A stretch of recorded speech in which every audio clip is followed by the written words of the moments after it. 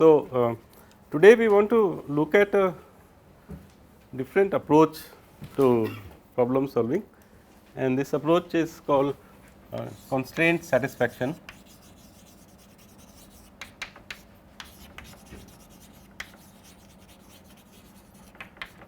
Or some people call it constraint processing.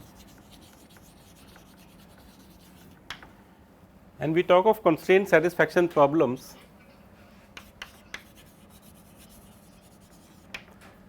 and we call them CSP mostly. So, this constraint satisfaction approach to solving problems is a unified way of representing problems as constraint satisfaction problems, as we will see today, and then solving the CSP essentially.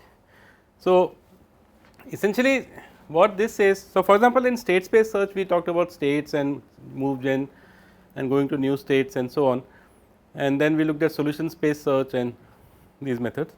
In constraint satisfaction problems, everything is expressed in the following way. There is a set of variables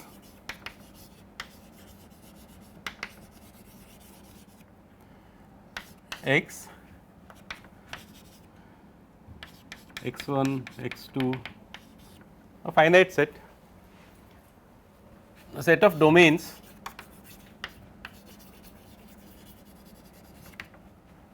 D, which we will denote by D1, D2 and so on, and the meaning of this domains is that the variable x1 can take values from domain D1, variables x2 can take value from domain D2 and so on. So, each variable has its own domain, it does not have to be the same set of values. So, one can be numbers, another can be colors, another can be day of the week, another can be name of student, another can be the grade that the student has got. Anything is a variable and each variable has a domain from which it takes. The third thing is a set of constraints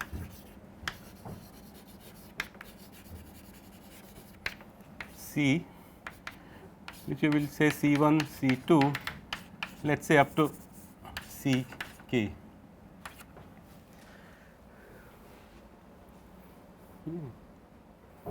I will come to constraints in a moment. First, let us talk about variables. So, we will assume that there is a finite set of variables, which is always the case. So, x n, which means d n, and we will also assume, for as far as we are concerned, that these domains are discrete.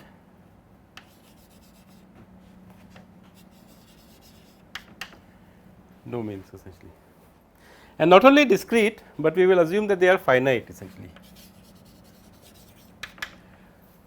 which means that the set of values that a variable can take, we will assume it is finite essentially, because of the particular kind of sub problems that we want to look at and the solutions to those problems essentially. Now, obviously, many problems can be posed as variations of finite discrete domains. So, let us first discuss the constraints. So, each constraint C I is a pair S I and R I, where S I is called the scope of the constraint and it is basically a subset of X, which means that a constraint is defined over a subset of the variables, and that subset, that particular subset for the ith constraint is called the scope of that constraint C I, and R I. So, this subset, let us say this subset is made up of variables x I 1, x I 2, x I p, let us say that there are p variables. Each of them has a corresponding domain, and the relation R I is basically defined over those variables. So, it is a subset of d I 1 cross d I 2 cross d I p. So, that is the most generic way of defining a constraint satisfaction problem. A set of variables, a set of domains for each variable, and a set of constraints defined over subsets of variable. And we are just using a generic definition of a relation here, simply saying that it is a subset of the cross product of all the domains. In practice, this could be explicit or implicit. So,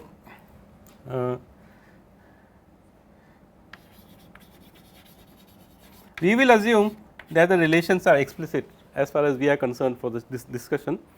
So, for example, if we say that there is a number between 1 and 5, or the days of the week can be numbered from, let us say 1 to 7, then we will simply list this set as 1, 2, 3 up to 7.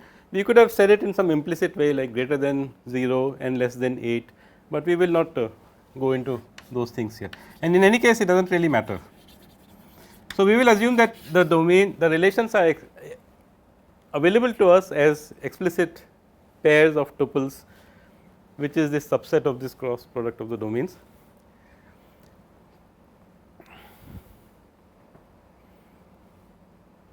Now, you must have, for example, solved a set of linear equations.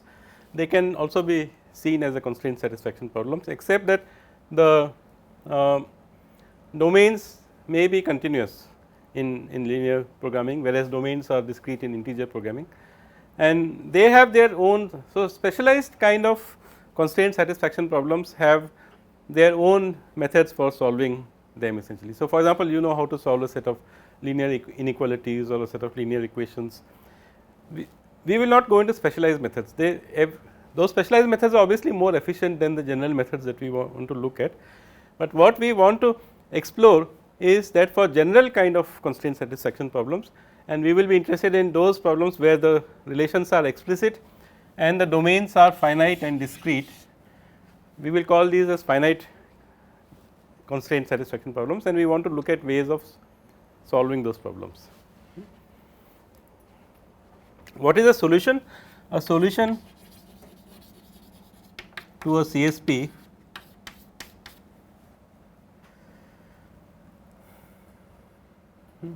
So, we often say that a CSP is denoted often by R as this triple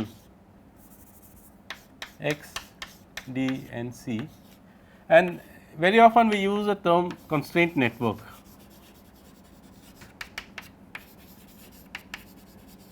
It is a standard term which the community uses. So, we will also stick to that. But when we say a CSP or a constraint network, we basically mean the same thing.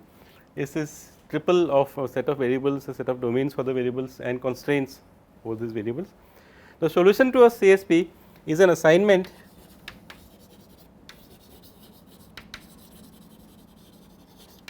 to each variable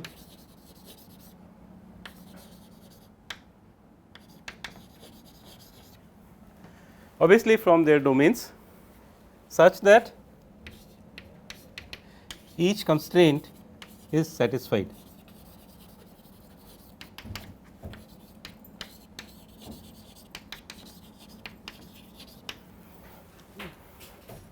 So, we will define what we mean by constraint being satisfied in a moment essentially, but that is a general idea of a constraint satisfaction problem. Again to repeat, we have a set of variables, we have a set of domains for one domain for each variable from which it can take values, and we have a set of constraints defined over a subset of those variables. Without loss of generality, we will assume that for each possible scope there is only one constraint defined. So, for example, if I take variable x1 and x2, I will define only one constraint on that. I will not define two separate constraints, because you can always combine those two constraints into one. So, we will assume that there is one, and the solution to a CSP is an assignment to each variable such that each constraint is satisfied essentially. Okay. Now, this is a very generic way of looking at things, but it is very useful because it turns out that a lot of problems can be posed as constraint satisfaction problems, and we can now subscribe to this strategy of saying that if you are solving a new problem, just pose it as a CSP then take an off the shelf CSP solver and use it to solve the CSP essentially. So, we can capitalize upon the expertise of people who have worked on constraint satisfaction problems and use their solutions directly. So, the only thing we need to do is to pose it as a CSP, and it turns out many problems can be posed as finite discrete CSPs, for which we can use the methods that are discussed in the community. We will not have time to discuss those methods. Again, as I said, this is just giving you an exposure to this particular field, and for those of you who are interested, you should come to the planning and constraint satisfaction course next semester, in which you will look at all the refined methods, which we will not have time to discuss here.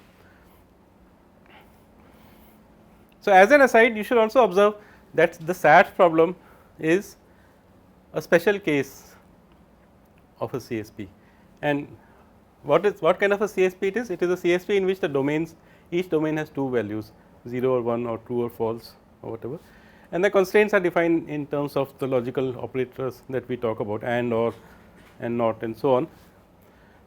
And if you have such a problem where you have this, then you have a SAT problem essentially. So, a SAT problem is a special kind of a CSP, and again of course, SAT has its own specialized approaches to solving them.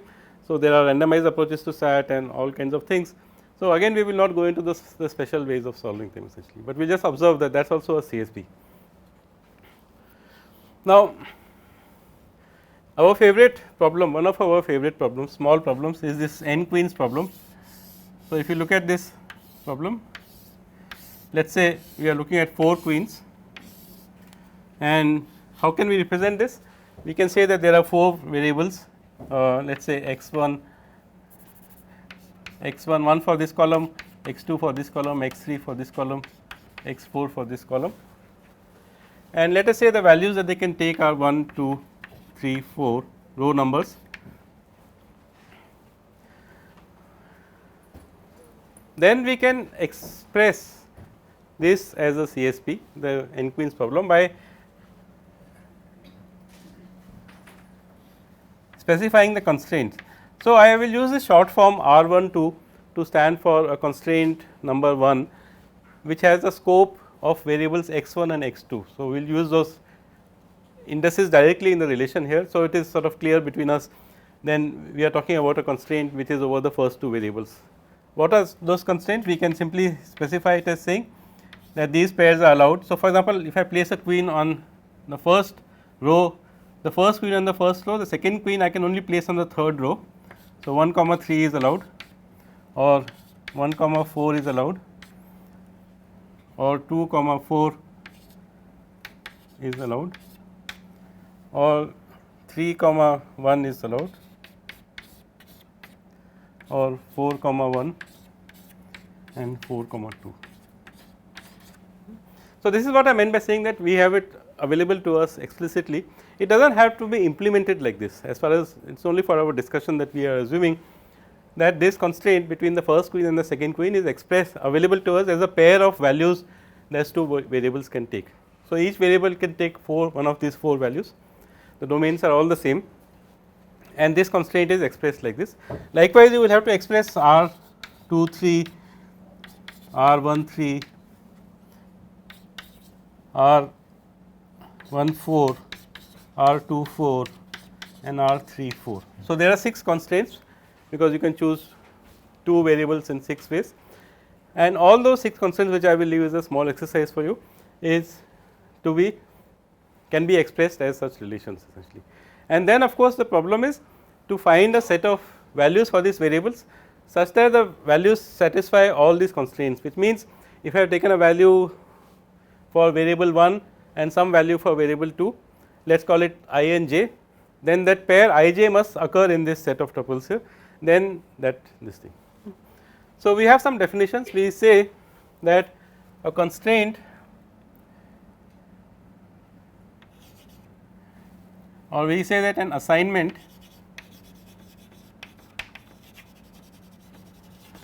so we will use A bar as an assignment, which will be a short form for a set of over scope S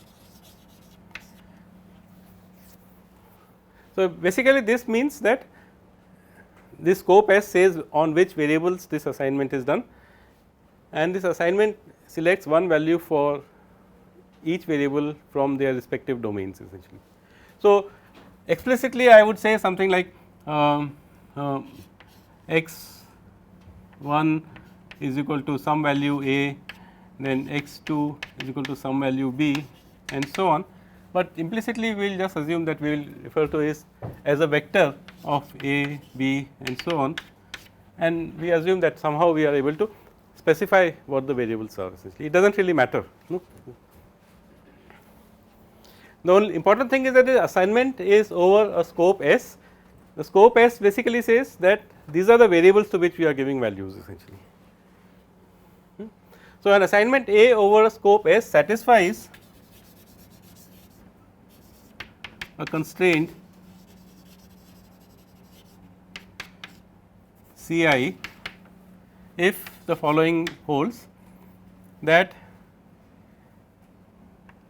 the scope of this constraint, which we will call Si, is a subset of this scope S, which means every variable in that constraint has a value, and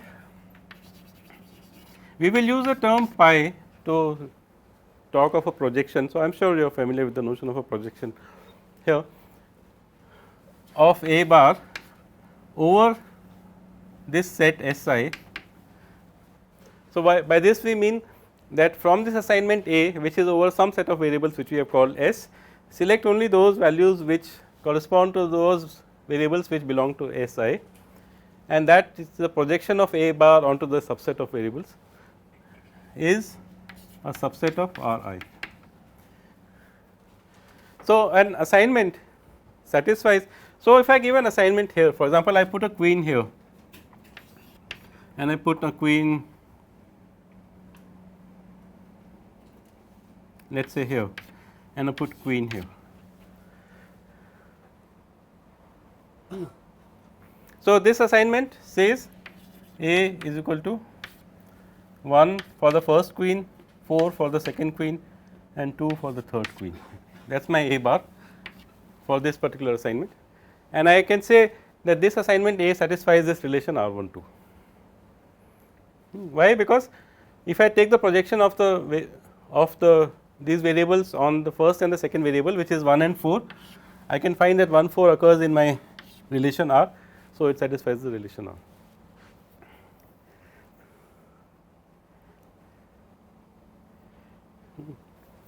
Then we say that an assignment A bar is consistent if it satisfies all constraints in its scope.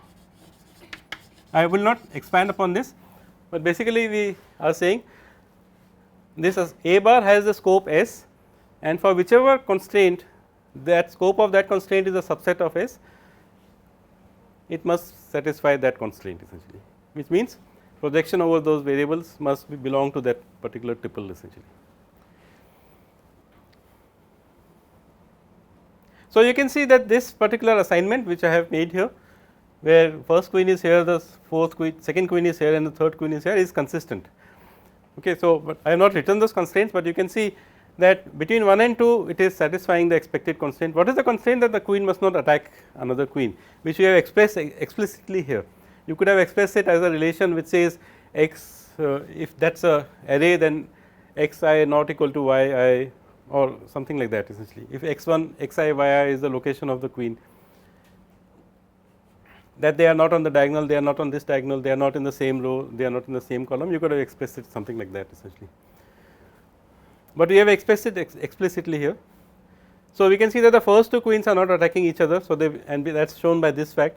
The second and the third are also not attacking. So, if you had written R2 3, you could have seen that, and the first and the third are also not attacking, and they would have been present in this. So, we say that this assignment A bar is consistent essentially. Sometimes we use the term partial assignment, which means that it is an assignment only to a subset of the variables, but we will use the term interchangeably, or a partial solution sometime we say.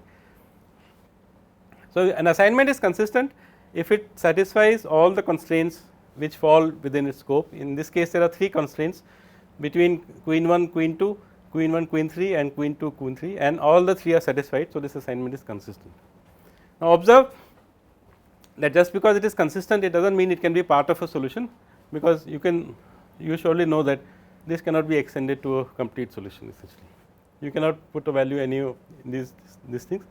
If you put it here, it will attack these 2. If you put it here, it will attack these 2. If you put it here, it will attack this. If you put it here, it will attack these 2. So, you cannot place a variable. So, this is a consistent partial solution, but it is not a consistent full solution. A full solution is a consistent assignment to all the variables, which is another way of saying that what you have said here, that a CSP, the solution to a CSP is an assignment to each variable which satisfies all the constraints essentially, which is the same thing. You are saying that if you have assigned all the variables and it is consistent, it is a solution essentially.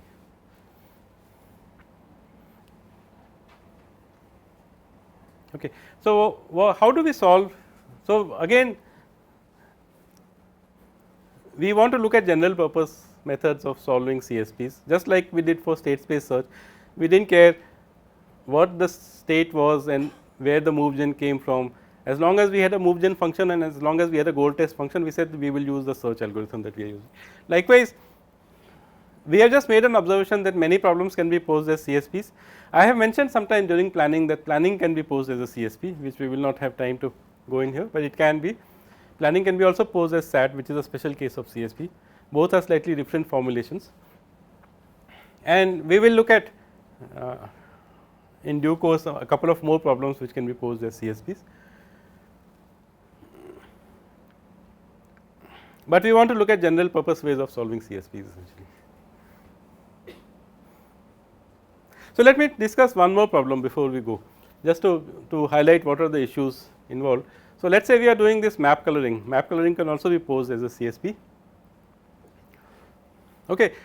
Before we come to map coloring, we have not said anything about the scopes of these constraints essentially.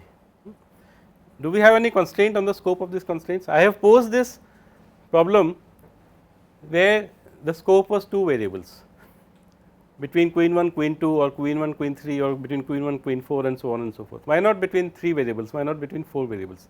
Indeed, you can express constraints in more variables. For example, if I had expressed the constraint as a constraint over 4 variables, I would actually be expressing the solution itself, because I would have just basically the set of solutions in that essentially. So, in fact, this kind of illustrates the idea that we pursue in constraint satisfaction problem, that you do not have to specify the problem completely. As long as you give some specification of the set of constraints, it is a task of the solver to elicit a solution out of that essentially.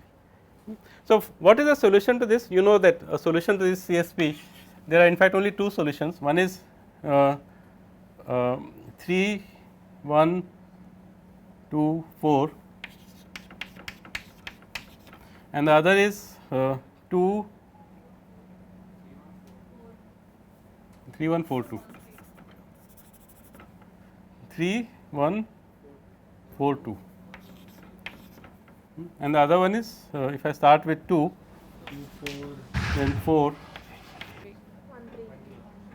1 and 3. I have only these 3.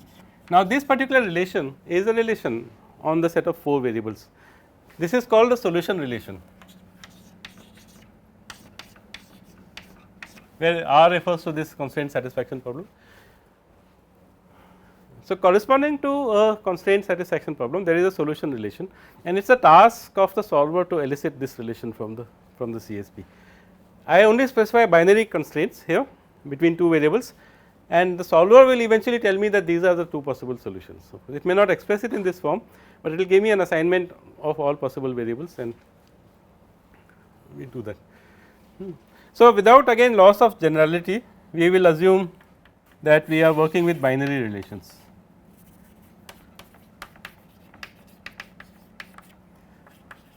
Or binary CSPs, and by binary CSPs we mean that CSPs which have scopes of size either 1 or 2 essentially. Scope of size 1 basically says that I am defining a subset of the domain. Scope of size 2 is subset of the cross product of 2 domains. So, a binary CSP has scopes 1 or 2 and such a CSP is called a binary CSP, and it has been shown that any higher order CSP can be converted to a binary CSP by adding more variables essentially. So, I will leave this as a small thought exercise for you to work on. How can I convert it into, how can I convert this for example into a binary CSP? If this was my original CSP which is a solution itself, how can I convert it into a binary CSP? So, we will stick to binary CSPs, because there is a whole lot of methods which attempt those problems, and other problems can be expressed as binary CSPs. So, this map coloring problem is naturally posed as a binary CSP. So, let us say I have 3 countries, we will not name them, and let us say my formulation of the CSP says that I have a relation between this and this. So, let us just call this x1, x2 and x3, and let us say they have the same domains, which is, let us say just 2 colors are allowed, red and blue. So, I am writing the domains inside those circles, and the relation is not equal to. Now, you can see that this problem has 2 solutions. You can color these 2 red and this one blue, or you can color these 2 blue and this one red essentially, which means implicitly there is a constraint between these 2 variables, but that constraint is not explicit, it has not been mentioned in the CSP. The CSP only says that I have a constraint between x1 and x2 and between x1 and x3. I do not say anything about x2 and x3, but eventually of course, this can be again elicited through a process of solving the constraint, and we will try and see whether we get some insight into how we acquire new relations in some manner essentially.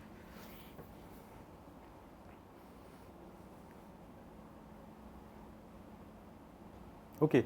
So, let us look at these 2 problems. We have now in this case 4 variables, in this case 3 variables, and we have some domains and so on. How can we solve a CSP? The simplest brute force approach. You can go back to state space search. You try you assign a value for the first variable, you assign a value for the second variable, you assign a value for the third variable, assign a value for the fourth variable, and so on. Finish an assignment. In state space search, we would have finished the assignment and then check whether it is a goal state or not. In constraint satisfaction problems, we can backtrack earlier. Why? Because the moment we know that some constraint is not being satisfied, or some, we have defined the notion of a consistent assignment or a consistent partial solution. The moment we know that the assignment is not consistent, we can backtrack from there essentially. So, you do not have to assign values to all variables. So, in other words, you do not have to, in this case of course, you will backtrack only when you see the fourth, when you try to put the fourth queen, but if you let us say try a 6 queen problem, you will see that there is some kind of processing you can do when you can backtrack earlier, or you might be able to backtrack earlier. So, the simplest algorithm for solving a CSP is called backtracking. It is a official name of this algorithm essentially. So, everybody uses this term essentially.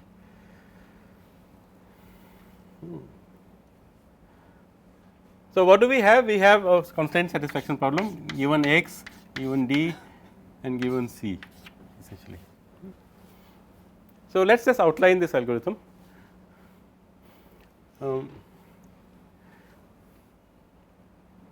So, one issue that you have to keep in mind is that let us say you have assigned some value to x2 and then you are trying for values of x, and let us say you have assigned the third value to x2. Let us say in its set of domain you are trying the third value to x2. then you go forward to x 3 and you find that there is no values to x 3 and you need to backtrack to the fourth value of x 2 and then try all values of x 3 again. So, the fact that you every time you go back and forth you have to keep track of what values are left for you to try. This algorithm takes a very simple approach, it makes a copy of the domain every time. So, it starts off by saying I gets the value 1, d I prime is a copy of d I, in this case d 1, and while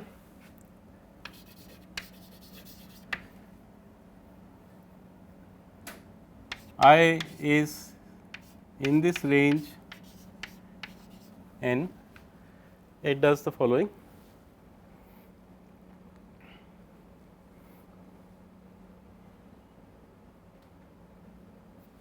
It calls a function called select value.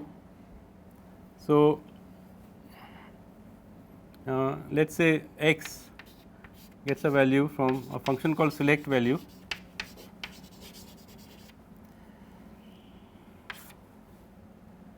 Okay, I should also initialize a equal to empty.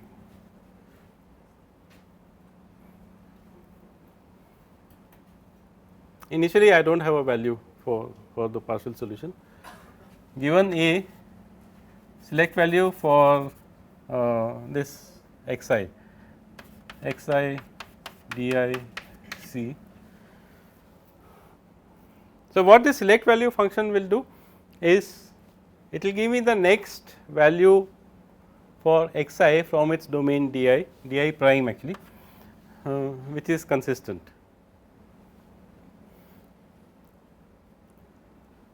By this we mean it is consistent with all the previous variables that have been given values. So, if x I is equal to 4, let us say, then if there is a constraint between 1, 3 and 4, then this value for the fourth variable must be consistent with those first and third values essentially, the way that we have just defined there essentially. So, it will return two things, it will either return something called null, which means it cannot find a value. Then we say I goes to I minus 1,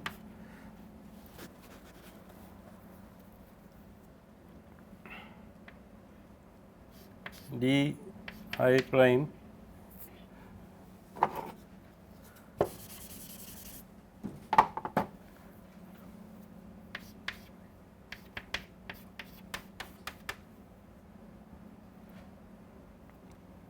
else I goes to I plus 1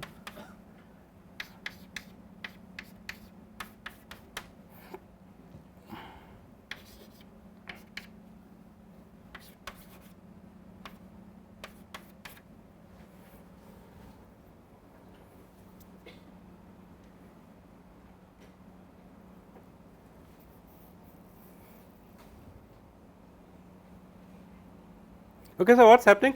You have got some value for x 1, you have got some value for x 2, you have got some value for x 3, or let me try and draw a more elaborate diagram. Let us say x 1 has these values, x 2 has or d 1.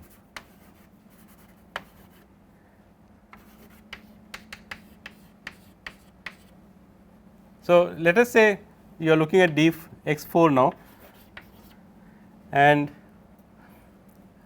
let us say you are always progressing from, let us say your select value function always picks the value from left to right, because they are in some list, and it has selected this value for d 1 and this value for d 2 and this value for d 3, and now we are trying to find if any of these values for d 4 is consistent with this assignment that we have here essentially.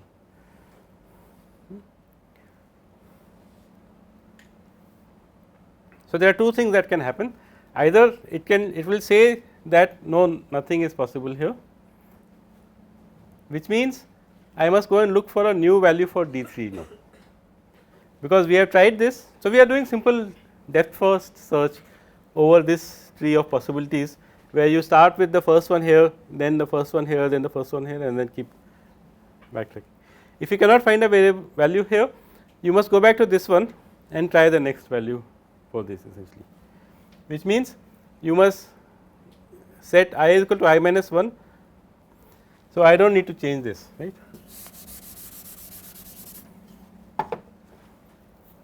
So, let us see what select value is going to do.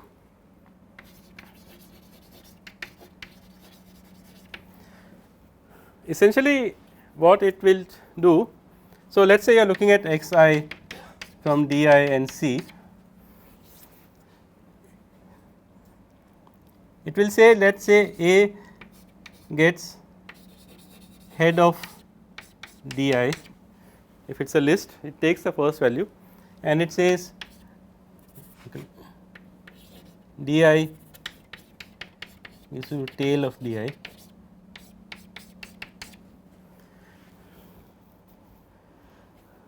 Before that, it must have a check which says that if d I is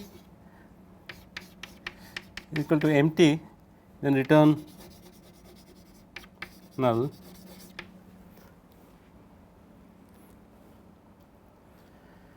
So, if any point d I becomes empty, it must return null, otherwise it should go into this loop looking for a consistent value. If A I,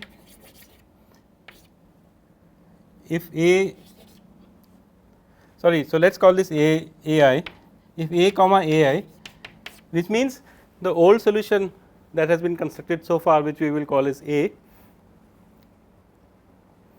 So, this 3 values in this example plus this fourth value that we have just picked from its domain, we put them all together and that is a new partial solution. If this is consistent,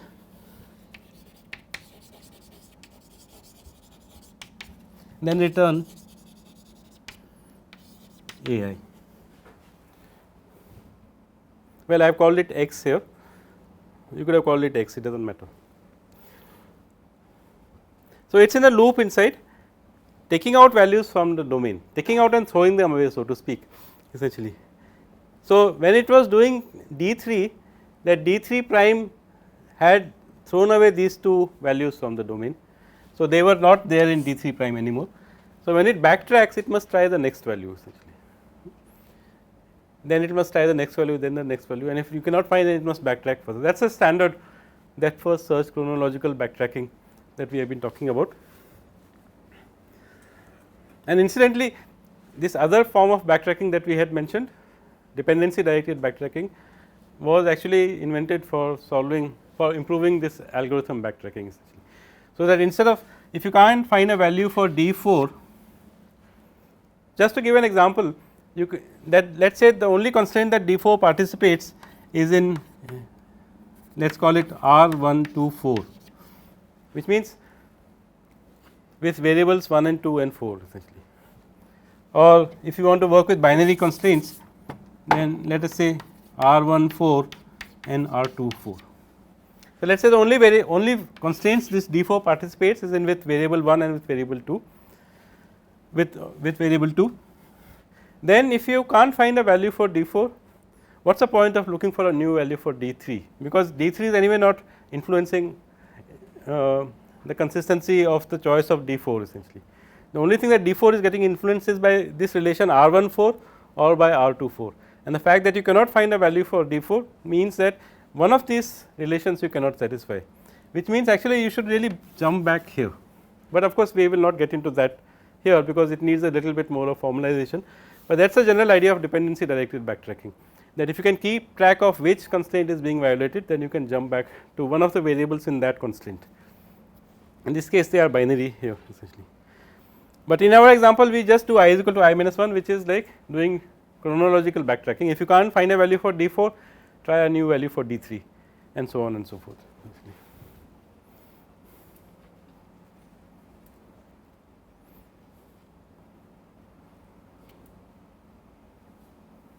Okay. So, that is a, I mean I have written, maybe it is not quite correct, something is missing here, but you can work that out, work out the details. But the basic idea is to go down this set of choices looking for a new value for the ith variable.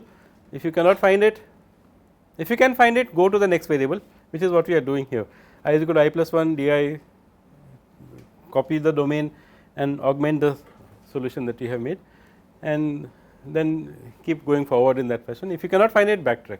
So, it is simple depth first search being done over this structure of the domain.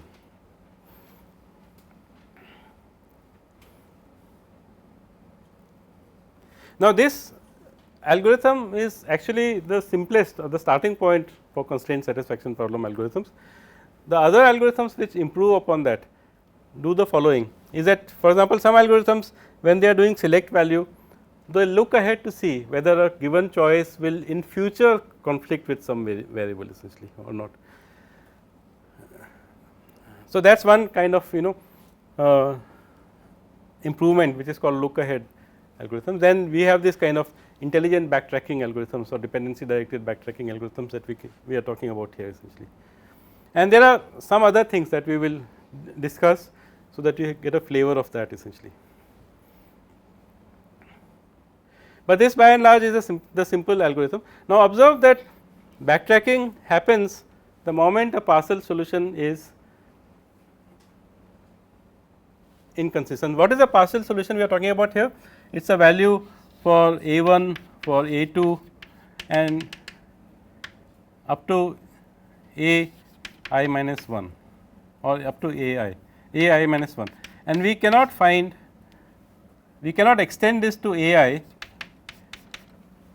or the ith, a value for the ith variable or to xi, let us say.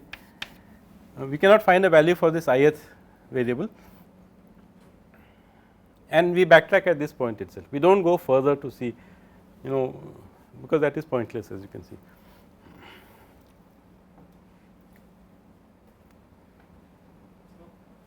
So what if a partial solution which is not consistent can be a subset of a fully consistent? Can we have cases like that? No, by definition not, right. So, but like that is just particular to the NP problem. We can have some. No. A solution is a consistent assignment to all the variables, or in other words, a solution is an assignment to all the variables, so that every constraint is satisfied. And a partial solution or a partial assignment is consistent if it satisfies all the constraints for whose values have been selected or whose scope fall within this essentially here.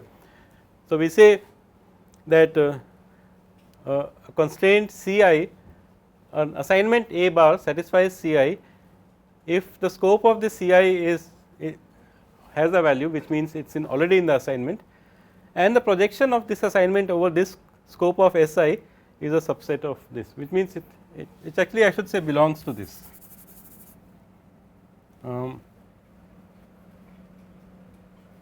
Belongs to is the correct word here, belongs to this. And so that is only for with respect to one constraint C I. An assignment is consistent if it satisfies all the constraints which satisfy this property, which means whose scopes are contained in S and whose projection is contained in the corresponding thing. So, it can only be that, it can never be the case that a assignment which is a partial solution which is not consistent can never be extended to a fully consistent. Okay. So, when I was talking about beginning on CSP, one of the things I had said was that CSP is very interesting because it allows you to combine search with reasoning. Now, that reasoning part we have not seen. So, let me just give you a motivation for that, and then in the next class we will see how that is done. So, one of the another problem which is posed as a CSP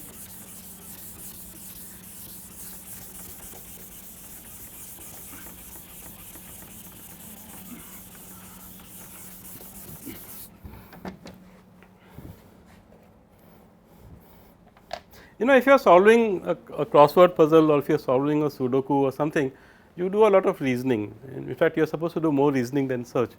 So, these problems are similar, they are called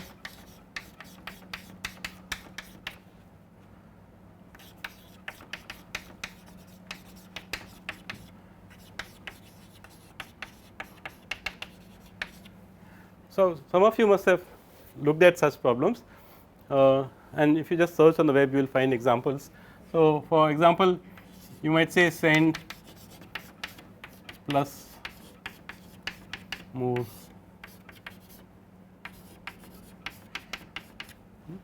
So, these are sort of arithmetic problems in which the digits have not been revealed, but they have been replaced by letters, and your task is to find out what digit does each letter stand for. So, we assume that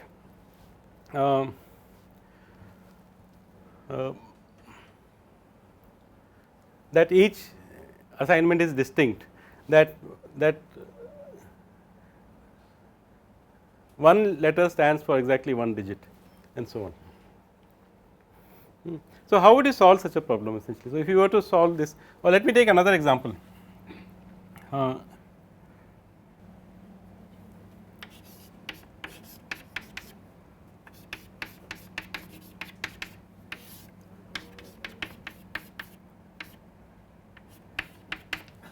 So, here is another example. So, this plus this should give you apple essentially. So, if you wanted to solve something like this, then what you would do is you would create a variable for each, a place for each letter. Of course, the number of variables are the number of distinct letters in this problem, but you want to find values for them. So, these boxes that I am creating are boxes for values. This is a plus, and obviously you must create some more boxes which are for carryover.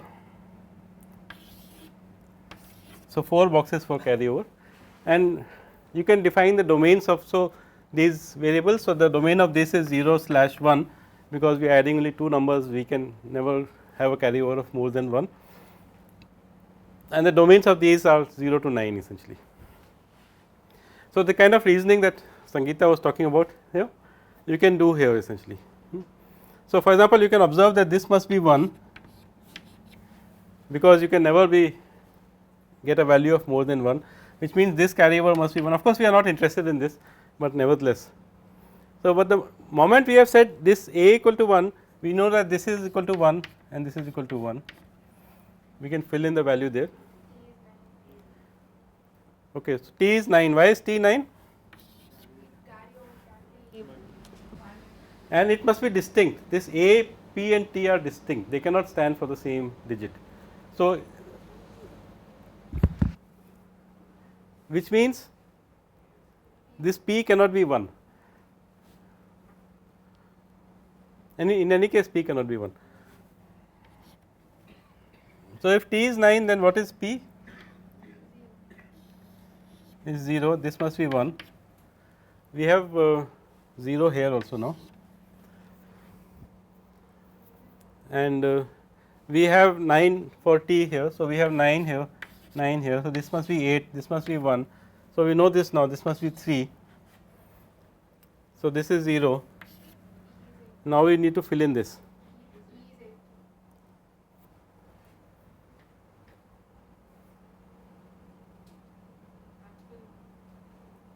Okay, E is 8.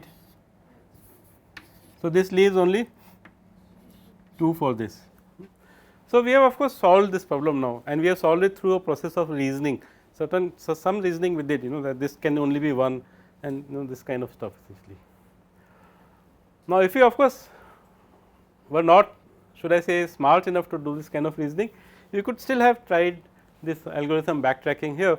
You could have said try a value for a, try a value for p, and so on and so forth. Of course, we have to express the constraints. How do we express the constraints? That this plus this must be either, this must be either equal to this plus this, or this plus a carryover 1, and modulo 10. So, we have to express that carefully essentially.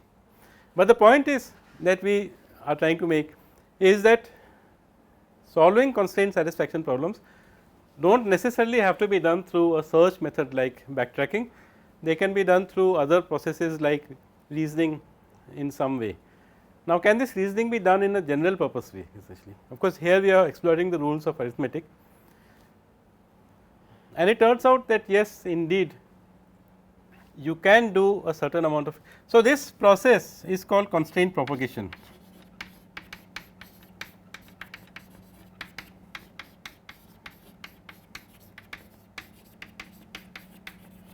So, we are saying that if this is 1, this must be 0, if this is 0, this must be 9, this must, and so we are propagating the constant. So, what are we doing? We are basically reducing the domains of the variables. We have reduced this from 0 to 9 to just one value 1, and this to 0, and so on and so forth. And the moment we reduce the value of some domain, some variable, we can propagate a reduction to another domain. So, this idea of propagation is of course very common in reasoning, and we will see in the next class a little bit about how this can be generalized, and we will look at another interesting problem where propagation is demonstrated quite effectively.